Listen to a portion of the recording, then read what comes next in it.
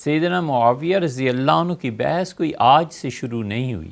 امت جب چند ایک چیزیں طے کر چکی ہے، بڑے بڑے لوگ طے کر چکے ہیں، تو اب اس کو بار بار چھیڑنے کا آخر فائدہ کیا ہے؟ ایک مرتبہ طے ہو گیا کہ اہل السنہ کے نزدیک حضرت معاویہ رضی اللہ عنہ کی دو حیثیتیں ہیں۔ اہل السنہ میں سے کوئی اس بات کا قائل نہیں ہے کہ حضرت معاویہ رضی اللہ عنہ سیدنا علی رضی اللہ عنہ کے خلاف جنگ کر کے، بغاوت کر کے کہیں کافر ہو گئے تھے۔ والعیاذ باللہ امت میں کوئی اس کو نہیں مانتا، اہل السنہ میں سے کوئی اس کا قائل نہیں، ایک آدمی قائل نہیں۔ جب پوری امت 1300-1400 سال سے ایک عقیدے پہ جم گئی ہے، تو اب اس کو پھر کہنا کہ وہ کافر تھے، ظالم تھے، یہ تھا وہ تھا، پھر ان کی حیثیت دوسری آ جاتی ہے کہ جب سیدنا علی امیر المومنین رضی اللہ عنہ نہیں رہے تو مولا رضی اللہ عنہ کے بعد پھر حضرت معاویہ رضی اللہ عنہ کی پوزیشن کیا ہو گئی تھی؟ ان سے پہلے تو چلیے وہ بغاوت تھی، سب کچھ تھا، لیکن ان کے بعد ان کی حیثیت اس باغی کی نہیں رہی تھی جس پہ اب لوگ پھر زور دینے لگے۔ وہ متفقہ خلیفہ قرار پائے۔ خلیفہ راشد ہم انہیں نہیں کہتے اہل سنہ، امیر کہتے ہیں، اور اس کی پوری سیاسی بحث ہے کہ خلیفہ راشد کا ان پر کیوں اطلاق نہیں کیا جاتا۔ ایک ایکسٹریمسٹ گروہ ایسا ہے جو انہیں کہتا ہے وہ خلیفہ راشد تھے، ہم لوگوں نے اہل سنہ نے انہیں خلیفہ راشد نہیں مانا، خلافت راشدہ کو کہتے ہیں سیدنا حسن ابن علی رضی اللہ عنہ پہ ختم ہو گئی۔ بس یہ سیدھا سادہ نکھرا ہوا عقیدہ ہے۔ شاہ ولی اللہ رحمۃ اللہ علیہ سے لے کے پیچھے تک سب یہی لکھتے ہیں۔ یہ عقائد کے جو اختلاف کی بحث ہے، ہم ایک اصولی بات عرض کریں کہ یہ اختلافات جو لوگ بیان کرتے ہیں، یہ عقیدے اب طے کرنے ہیں یا امت پیچھے طے کر آئی تھی؟ دیوبند، بریلی، ندوہ، یہ جتنے دین کے مراکز تھے،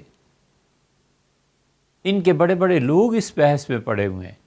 اے حضرت، آپ تو سارے کے سارے 1800 کے بعد کے ہیں نا، 1850 کے بعد کبھی کہیں تو بالکل ٹھیک ہوگا۔ ان سے پہلے بھی مسلمان بر صغیر میں تھے یا نہیں تھے؟ کوئی عقیدہ ان کا تھا یا نہیں تھا؟ وہ عقائد جن پہ شاہ ولی اللہ صاحب رحمۃ اللہ علیہ تک اور شاہ عبدالعزیز صاحب رحمۃ اللہ علیہ تک لوگ عمل کرتے رہے ہیں، سیدھی سادی بات ہے کہ ان عقائد کو اپنا لیا جائے۔ اور ان کے زمانے میں جو کچھ تھا، اگر بعد کے لوگوں نے اصرار کر کے اس چیز کو جو پہلے مستحب کے درجے میں گویا تھی اب فرض واجب قرار دے دیا ہے، تو دوسرے ایک فریق ایسا ہے جو کہتا ہے یار اسے فرض واجب نہ کہو، کہ مستحب کے درجے میں ہی رہنے دو، نہ گمراہی کو پھیلاؤ۔ ایک مستحب کو فرض کے درجے میں لے جانا یہ دین میں تبدیلی کرنا ہے۔ تو ان کا عقیدہ کوئی ہوگا نا حضرت معاویہ رضی اللہ عنہ کے بارے میں، بس چپ کر کے اس عقیدے پہ قائم رہیے اور سارے مسائل نپٹا لیے ہیں کہ ان مسائل کو چھیڑیں جن پہ امت نے 1200-1300 سال گزار دیے۔ ان میں کوئی ایسا نہیں ہوگا جسے خدا کا خوف ہو، آخرت کا خوف ہو، اللہ کے یہاں جواب دہی کا خوف ہو، عقیدے میں گڑبڑ ہو جانے کی وجہ سے گمراہی کے فتوے سے ڈر لگتا ہو۔ کوئی لوگ رہے یا نہیں رہے؟ حضرت معاویہ رضی اللہ عنہ کے متعلق ایک چیز تو یہ ہے کہ سیدنا علی رضی اللہ عنہ کی حیات طیبہ میں کیا تھے۔ یقیناً ہمارا قطعی اور پکا عقیدہ ہے کہ امیر المومنین رضی اللہ عنہ کے خلاف جتنے لوگ اٹھے ہیں، سیدنا طلحہ ہیں، زبیر ہیں، عائشہ ہیں رضی اللہ تعالیٰ عنہ، یہ سب کے سب اجتہادی طور پہ خطا ہو گئی، اور ان سب کے مقابلے میں سیدنا علی رضی اللہ عنہ حق پہ تھے۔ پھر امیر المومنین رضی اللہ عنہ کا انتقال ہو گیا تو وہ خلافت راشدہ تو نہ سی، لیکن امارت تو آئی۔ اہل سنہ نے یہ طے کر گئے ہیں سارے کہ سیدنا حسن رضی اللہ عنہ نے جب ان کی بیعت کر لی تھی تو بس پھر معاملہ ختم ہو گیا۔ 20 سال وہ رہے ہیں اور بڑے بڑے صحابہ رضی اللہ عنہ زندہ تھے۔ کسی نے حضرت معاویہ رضی اللہ عنہ کے خلاف بغاوت، اٹھنا، کوئی چیز یہ سوچی تھی؟ کوئی حدیث حضرت معاویہ رضی اللہ عنہ تک نہیں پہنچی تو صحابی رضی اللہ عنہ جن کے پاس وہ حدیث تھی اٹھے اور حضرت معاویہ رضی اللہ عنہ پہ شدید تنقید کی اور کہا میں تمہارے شہر میں نہیں رہتا، اور چلے گئے، چھوڑ کے چلے گئے۔ لیکن کوئی کفر اسلام کا مسئلہ تھوڑا ہی تھا۔ پھر تیسری حیثیت ان کی آ جاتی ہے، ایک جب وہ مولا علی رضی اللہ عنہ کے مقابلے میں، ایک وہ ان کے بعد کی حیثیت، تیسری چیز جو ان کی پوزیشن تھی جنگوں میں، ان میں کیا ان کی اجتہادی خطا تھی؟ ان کی صحابیت کے شرف کے پیش نظر ایک، اور دوسرے لوگوں کی زبانیں نہ کھل جائیں کہ حضرت معاویہ رضی اللہ عنہ کو آج کہہ رہے ہیں، آگے اٹھیں گے تو پھر طلحہ رضی اللہ عنہ کو کچھ کہیں گے، پھر زبیر رضی اللہ عنہ کو، پھر ام المومنین عائشہ رضی اللہ عنہ کو، پھر ادھر مغیرہ بن شعبہ کو، عمر بن العاص وغیرہ وغیرہ سارے صحابہ رضی اللہ عنہ پہ تنقید شروع کر دیں گے۔ انہوں نے ان کی خطا کو اجتہادی خطا کہا، لکھا کتابوں میں ابھی تک محفوظ ہے۔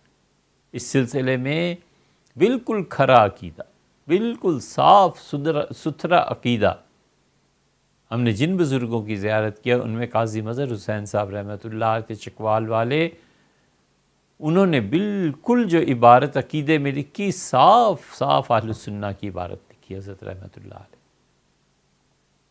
ہمارے اساتذہ بڑے صاف تھے، مولانا عبدالرشید صاحب نعمانی رحمۃ اللہ علیہ نے لکھا۔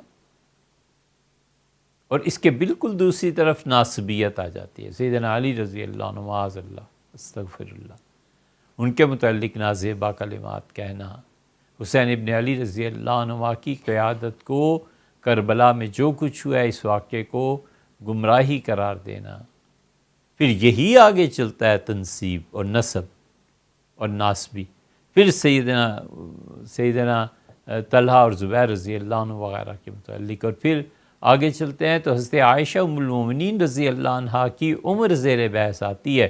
وہ کہتے ہیں جی نکاح کے وقت ان کی عمر 28 برس تھی، اور صحیح بخاری کی روایات وہ کہتے ہیں ایسے ہی ہے، بخاری ایسے اور ایسے، اور یہیں سے پھر حدیث کے انکار کی راہ پھوٹتی ہے کہ بخاری میں یہ حدیث غلط ہے، بخاری میں یہ حدیث غلط۔ ہمارے ہاں لائبریری میں ہم ترکی سے لائے تھے ایک نسخہ، مصنف نے 400 غلطیاں امام بخاری رحمۃ اللہ علیہ کی نکالی ہیں، اس کتاب میں 400 غلطی ہیں، تب ان کو بیان کر کے کل یہ کہنا شروع کر دیں کہ حدیث پہ اعتماد نہیں، معاذ اللہ، یہ دین کو کھلواڑ بنانا ہے، اللہ کا خوف نہیں ہے، جو طے کر گئے بڑے بس کافی ہے۔ اختلافات اس کے بعد کے ہیں، 1850 کے بھی بعد کے ہیں، اس سے پہلے کے جو لوگ تھے ان کا جو دین مسلک مذہب تھا بس ٹھیک تھا، اسی پہ قائم رہنا چاہیے۔